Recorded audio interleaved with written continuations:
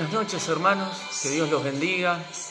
Un gusto poder volver a estar con ustedes acá, transmitiendo nuevamente desde casa.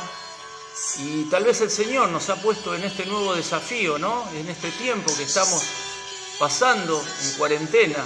Y es un nuevo momento para la iglesia, para un nuevo despertar, una nueva forma, una forma diferente de poder estar en comunión con los hermanos. Y es una forma agradable tal vez para el Señor, porque su obra debe continuar, su obra no puede concluir simplemente por estar sin nuestra libertad en este tiempo. Le damos gracias al Señor porque podemos seguir estando junto a Él en cada momento de nuestros días. Vamos a comenzar haciendo una oración para comenzar este culto. Padre amado, te damos gracias, Señor. Te pedimos que estés dirigiendo este culto, Señor, que tu presencia, Señor, esté en este lugar inundando los corazones, inundándonos de tu misericordia, inundándonos, Señor, de tu gracia, de tu amor, Señor, de ese amor único, ese amor que solo tú nos puedes dar, Señor. Te pido, Señor, en esta noche que nos estés acompañando a cada hermano, Señor, que nos estés bendiciendo, que estés bendiciendo a cada hermano, a cada hermana, a cada padre, a cada hijo, a cada familia, Señor, que estés en nuestros hogares acompañándonos, dándonos ese aliento que necesitamos, Señor, para nuestro día, para pasar nuestros días completos junto a ti, Padre amado. Te reconocemos, Señor, que eres nuestro Creador, que eres grande, Señor, que eres inmenso, Señor. Y por eso ponemos nuestras peticiones, Señor, nuestras peticiones a ti, Señor. Te las presentamos, Señor, en agrado a ti, Señor. Y clamamos, Señor, que puedas transformarnos, que transforme nuestra realidad, Señor, que transformes lo imposible en posible, Señor, que transforme las tinieblas en luz, Señor, en nuestras vidas, Señor. Te pido que limpies, Señor, que limpies nuestras impurezas, que limpies nuestros pecados, que sigas limpiando nuestra carne, Padre amado. Te damos gracias, Señor. Sabemos que eres santo, te reconocemos, Padre amado. Te damos gracias, Señor, por poder estar hoy aquí en tu presencia, Señor. Te damos gracias, Papá del cielo. Y estamos acá compartiendo una adoración. Le damos gracias a los hermanos Lisette y Maxi por esta hermosa adoración que hemos compartido con ellos. Y vamos a pasar ahora a los anuncios que continúa la Iglesia Triunfante Ciudadela en ayuno y en oración los días martes, en comunión con los hermanos, en comunión con ese grupo de WhatsApp de motivos de oración donde ponemos al Señor, le ponemos nuestras necesidades, todas nuestras enfermedades para que el Señor obre, como siempre obra, como no hay momento que Él deja de obrar. Ponemos nuestras cargas, Señor, y el Señor está cuidando de sus ovejas, el Señor está cuidando de su rebaño. Vamos ahora, hermanos, a pasar a la palabra del Señor. Y yo quería decirles que hace tiempo venía estudiando sobre los tiempos finales, sobre los tiempos postreros que nos habla la palabra, específicamente sobre algunas profecías. Y ahora con el tema del virus, del coronavirus que estamos pasando, ¿no? Que estamos atravesando, pareciera que estos temas proféticos se han puesto de moda. Como que hay algunos libros, algunos textos, donde estamos escuchando casi diariamente. Podríamos decir el libro de Daniel, el libro de Apocalipsis, el libro de Mateo capítulo 24, Lucas 21. Hay algunos textos que se han puesto de moda, podríamos decir. Pero yo les quiero decir, hermanos, que hay señales y que parte de estas señales ya vienen del siglo pasado y algunas hasta de antes, del siglo XX. Por ejemplo, en Lucas 21:11 nos habla de pestilencias. Y si ustedes saben, ya en el siglo pasado hubo grandes pestes, como el cólera, que se llevó 3 millones de personas hasta 1923, o la gripe española, que produjo 50 millones de muertos, quizás 5 veces más que los muertos de la Primera Guerra Mundial, y esto pasó en el año 1918. Tenemos el SIDA con más de 30 millones de muertos. Acá en Argentina la fiebre amarilla, la polio, en el año 1956. Ya estas pestes vienen aconteciendo. Pero creo que ahora en este momento, con esta enfermedad mundial, tal vez para muchos cristianos, nos estamos dando cuenta que estamos mucho más cerca de los tiempos finales. Y en esta cercanía de estos tiempos, el primer evento que viene a la iglesia es el arrebatamiento o el rapto. Tal vez algunos no comparten el término rapto, porque el rapto es una situación donde nosotros no la deseamos, y no es así, porque el arrebatamiento nosotros estamos esperando que Jesús nos venga a buscar.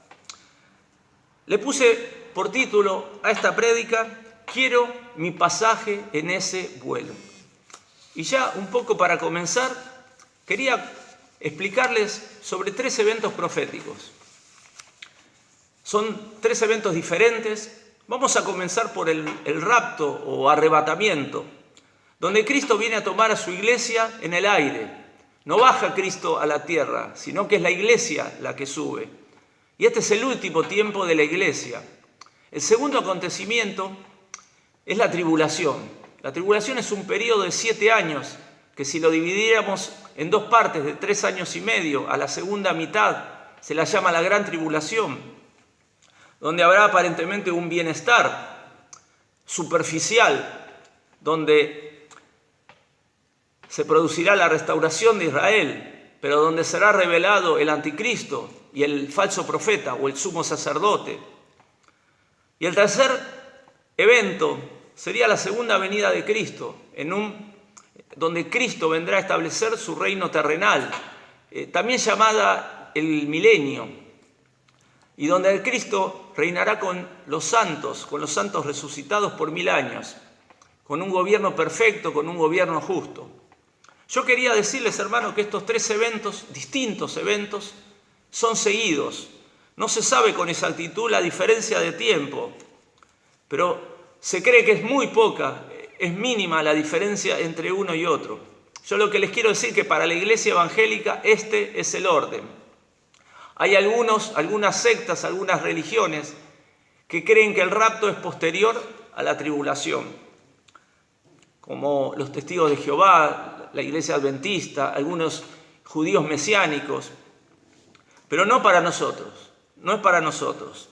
Y esto se puede probar con las profecías, la profecía de las 70 semanas de Daniel o los 2 días de Oseas, que hoy no las voy a poder comentar con ustedes porque no me va a dar el tiempo.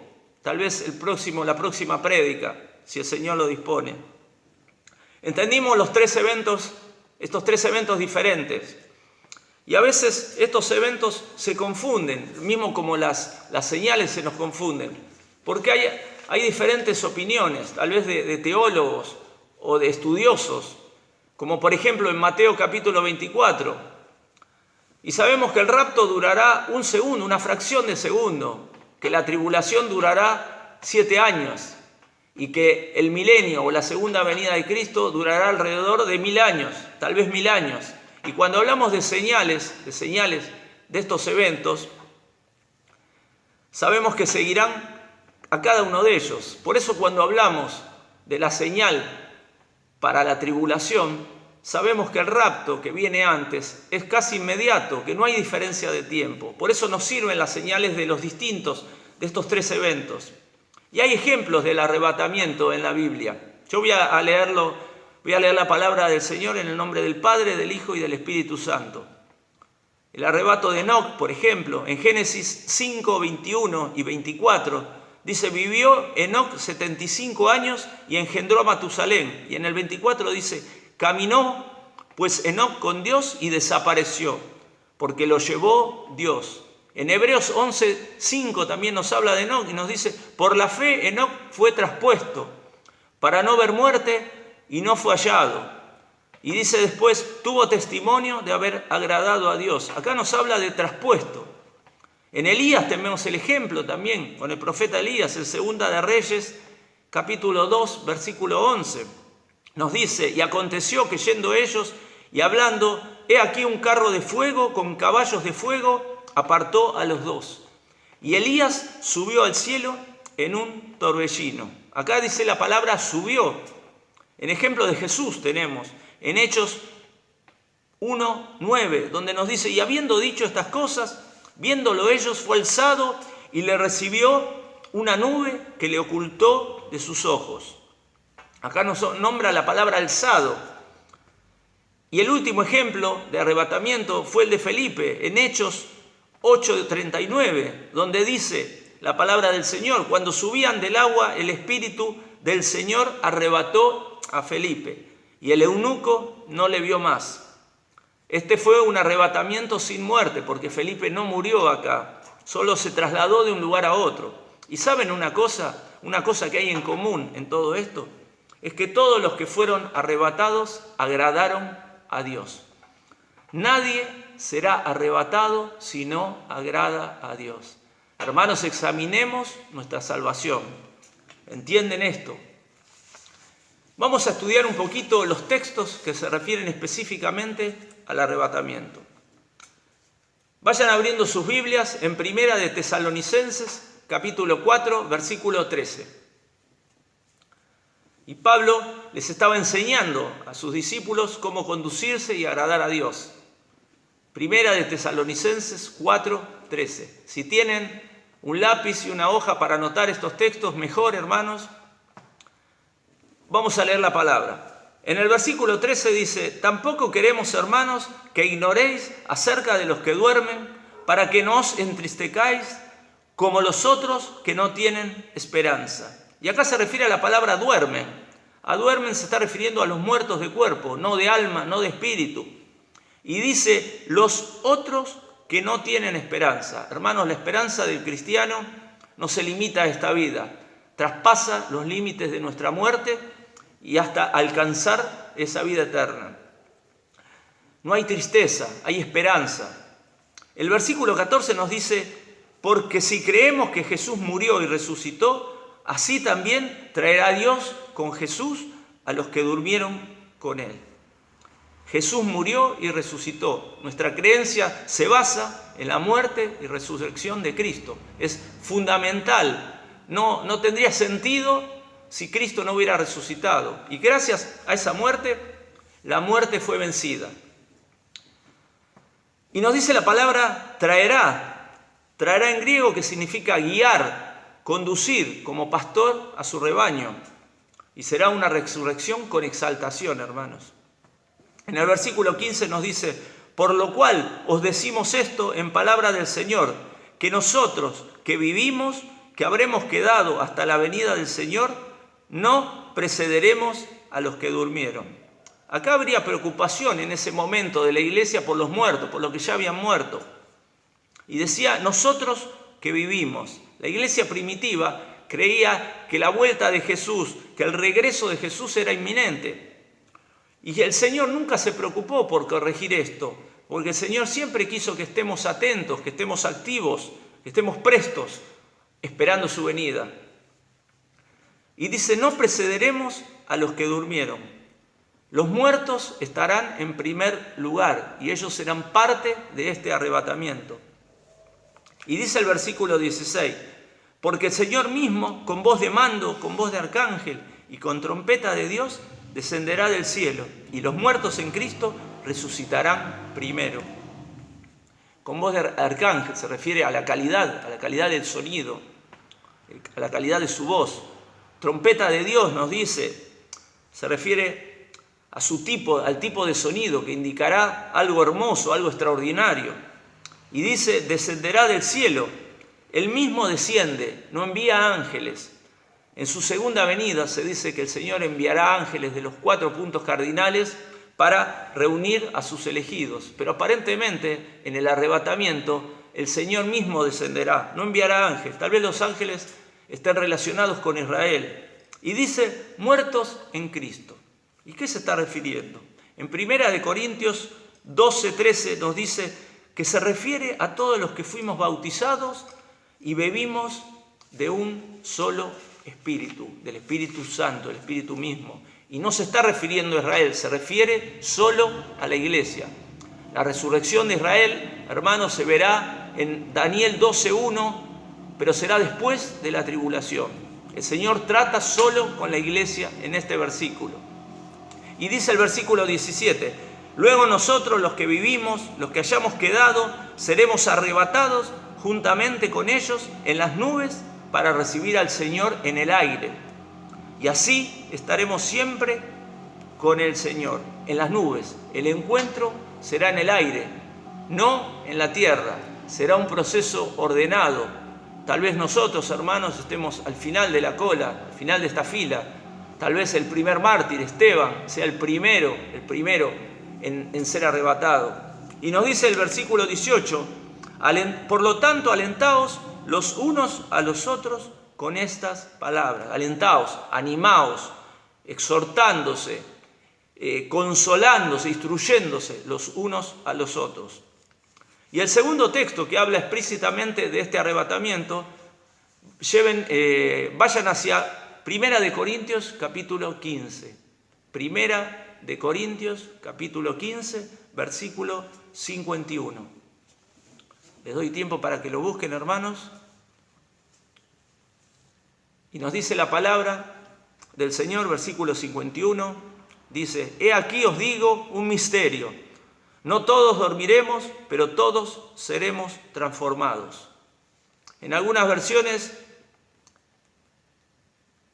utiliza, ya en el versículo 52, en un momento nos dice, en el versículo 52, en el versículo 51 nos dice que todos pasaremos por muerte, todos seremos transformados de mortales a inmortales. Y en el 52 nos dice, que a eso me refería anteriormente, en un momento, en un abrir y cerrar de ojos, a la final trompeta, porque se tocará la trompeta y los muertos serán resucitados incorruptibles y nosotros seremos transformados. En un momento, en otras versiones dice un instante, que en el original átomo, que significa no puede cortarse, y dice en un abrir y cerrar de ojos. Es una fracción de segundos. Y nos habla de la trompeta, en el sonido de esa voz, que Juan ya se había referido a la voz de Cristo en Apocalipsis 1:10, donde dice: oí detrás de mí una gran voz como de trompeta, refiriéndose a la voz de Jesús mismo. Y nos dice en el versículo 53, porque es necesario que esto corruptible se vista de incorrupción y esto mortal se vista de inmortalidad. Se está refiriendo al cuerpo, a nuestro cuerpo limitado, nuestro cuerpo desgastado, nuestro cuerpo obsoleto. Y nos dice el versículo 54, y cuando esto corruptible se haya vestido de incorrupción y esto mortal se haya vestido de inmortalidad, entonces se cumplirá la palabra que está escrita: sorbida es la muerte en victoria. Sorbida significa absorbida. Y en Isaías 25:8 nos dice: Dios, el Señor, destruirá la muerte para siempre. Hermanos, el arrebatamiento no es una fábula, el arrebatamiento viene pronto. Y ahora vamos a compartir algunas señales. Vamos a ir a Mateo 24, Mateo capítulo 24. Y este es un texto de los que hoy en día se está usando mucho para hablar de las señales. Mateo 24. Y dice Mateo 24:3, ya al final del versículo, yo se los leo.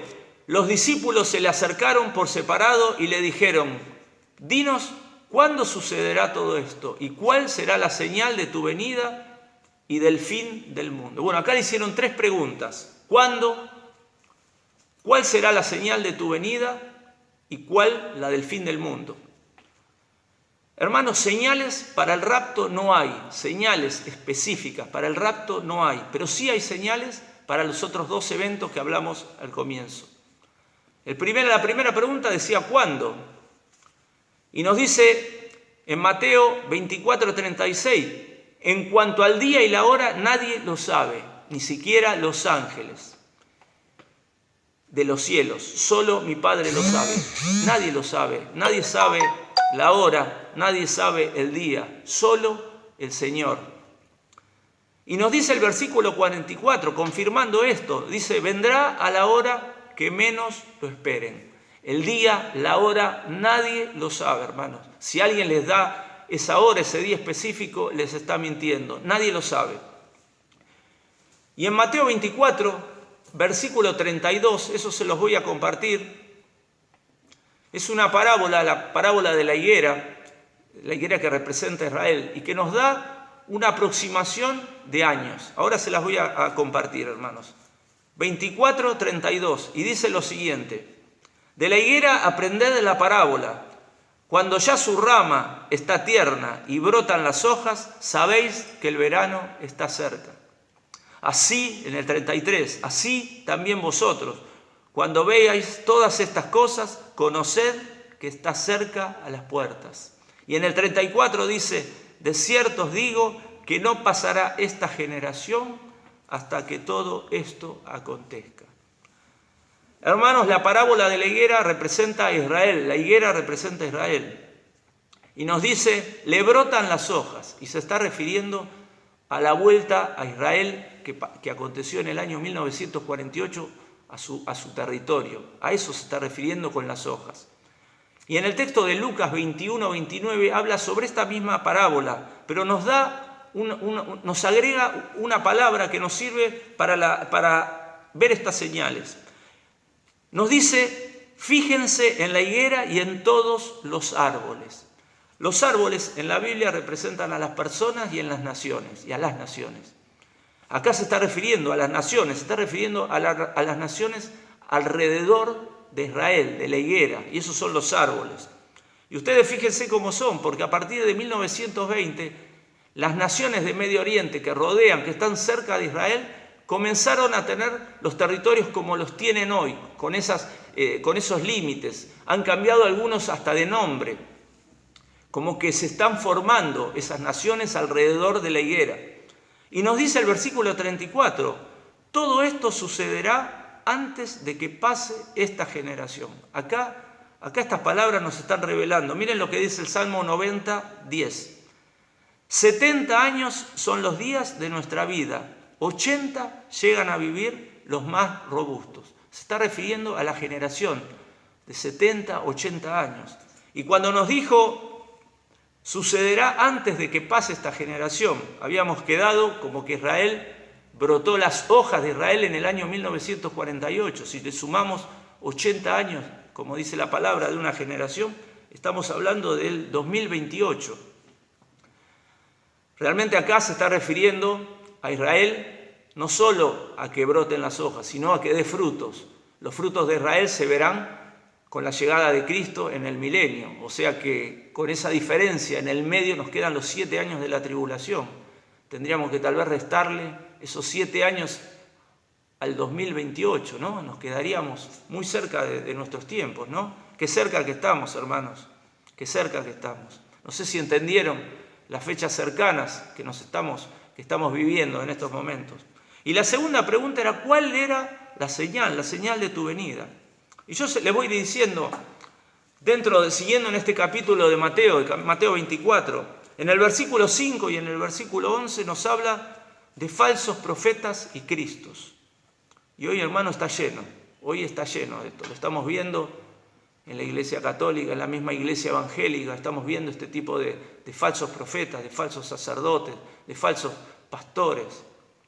En el versículo 6 y el versículo 7 nos habla de guerras, nos habla de rumores, de nación contra nación.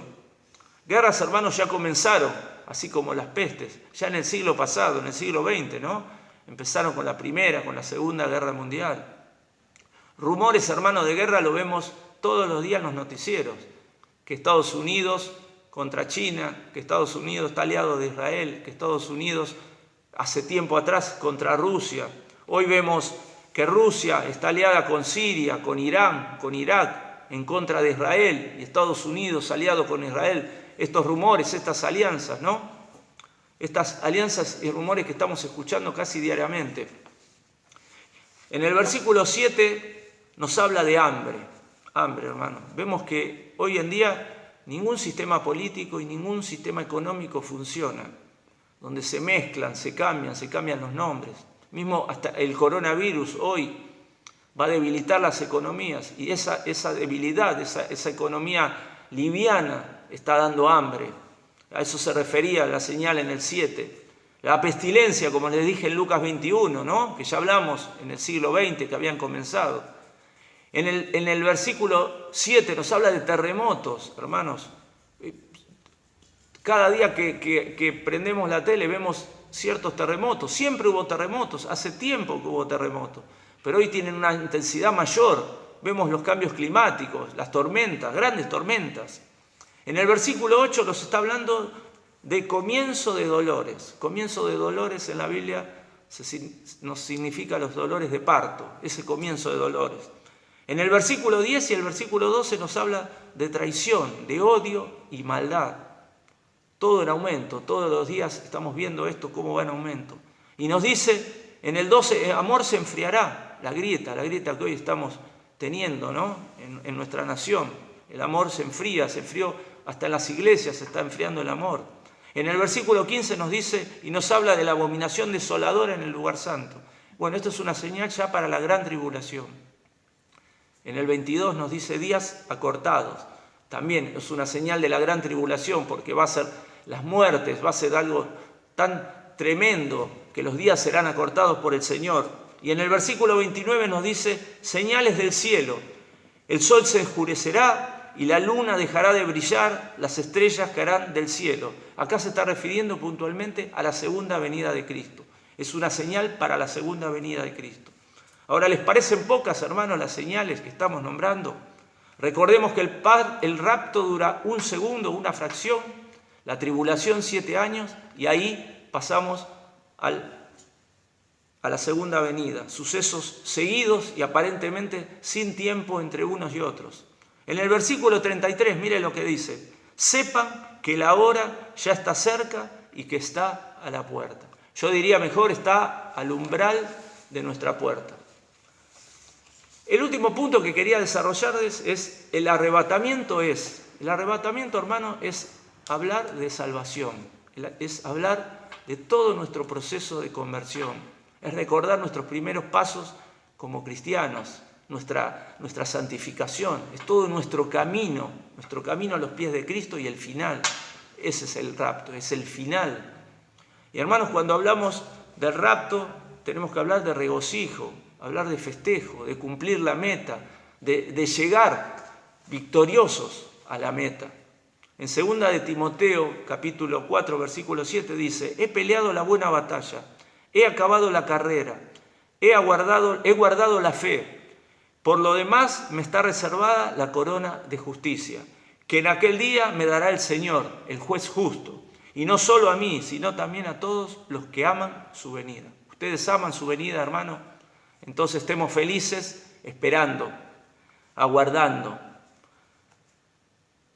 El arrebatamiento nos lleva a esa corona de justicia. Hablar de rapto también me lleva a morir sin dolor. Creo que casi todo nos pasa que no queremos sufrir. ¿Y quién no tiene miedo a sufrir en su muerte? Hablamos ya del rapto de Enoc, hablamos del rapto de Elías, ¿no? Con carro de fuego que fue llevado, ¿no? Y ellos murieron sin dolor, pero sí vamos a morir. Y miren lo que nos dice el apóstol Pablo en Filipenses: porque para mí el vivir es Cristo y el morir es ganancia. Recordemos que Pablo subió al tercer cielo. Él sabía de lo que estaba hablando, él vio lo que era el tercer cielo. El rapto me lleva, hermanos, a ganancia, me lleva a morir sin dolor. Hablar de rapto es darnos un lugar en la casa de mi Padre. Mire lo que dice la palabra, en ese lugar confiable, en ese lugar eterno. Nos dice la palabra en Juan 14, 2. Así que voy a preparar lugar para vosotros, para ustedes. Y si me voy y les preparo el lugar, vendré otra vez y los llevaré conmigo para que donde yo esté, también vosotros estén. ¿Quién no quiere estar en la Nueva Jerusalén, hermanos? Si tienen tiempo, lean Apocalipsis 21, 22, donde ahí nos habla. Yo quiero estar ahí, hermanos, yo quiero estar. El rapto, hermanos, me lleva a esa nueva vida, a ese nuevo lugar. Hablar de rapto es hablar de gloria. En Romanos 8, 18 dice: pues no tengo dudas de que las aflicciones del tiempo presente en nada se comparan con la gloria venidera que habrá de revelarse en nosotros.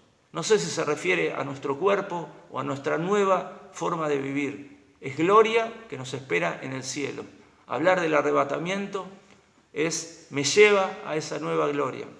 ¿Queremos el rapto pronto, hermanos, o que el Señor retarde su venida? Y ya un poco para ir concluyendo, hermanos, cuando escucho la palabra rapto, arrebatamiento, espiritualmente sabremos que es la forma en que Cristo nos va a premiar a los que estuvimos con Él en esta vida. No es un castigo, sino todo lo contrario. Castigo es para el que se queda en la tribulación. Para algunos tal vez su vida fue buena, para otros tal vez no. Tal vez pasó por sinsabores, por luchas, por sufrimientos. Pero el Señor nos ha escogido, el Señor nos ha puesto por dignos, el Señor nos ha vestido de blanco. Y nos dice a los que estamos con Él y a muchos de los que tal vez ahora están escuchando esta prédica, a este tesoro, a esta vasija, a este Hijo de Dios, yo lo moldeé, yo lo pulí, yo le di brillo, ahora me lo llevo. Con voz de mando, con voz de arcángel y con trompeta de Dios, vendré a buscarlos, dice el Señor. Así como no los dejé huérfanos, estarán conmigo para siempre. Aguardemos, hermano, este momento con paciencia, con esperanza, con júbilo y sin apartarnos del camino, sabiendo que el tiempo está cerca, el momento exacto nadie lo sabe. Pero como dicen todas nuestras Biblias, en el último versículo del último capítulo, del último libro que fue escrito, nos dijo Jesús, ciertamente vengo en breve.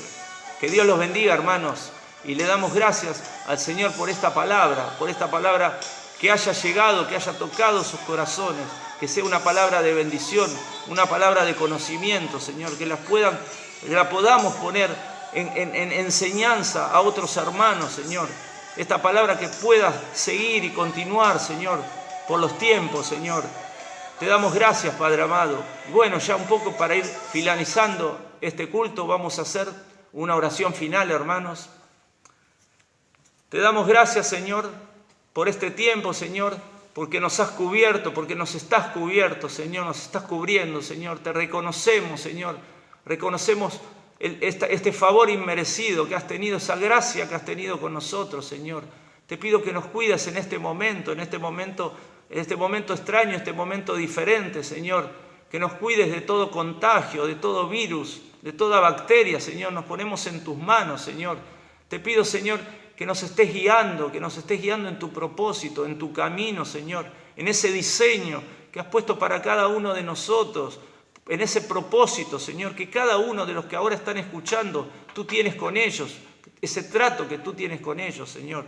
Te pido que nos des provisión, Señor, en estos días.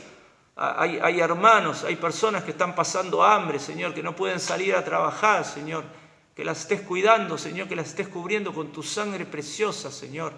Y te damos gracias, Señor, por este tiempo, Señor, que podamos aprovechar en ti, Señor, en comunión contigo, en comunión con los hermanos, Señor, en comunión con cada uno de ellos, Señor.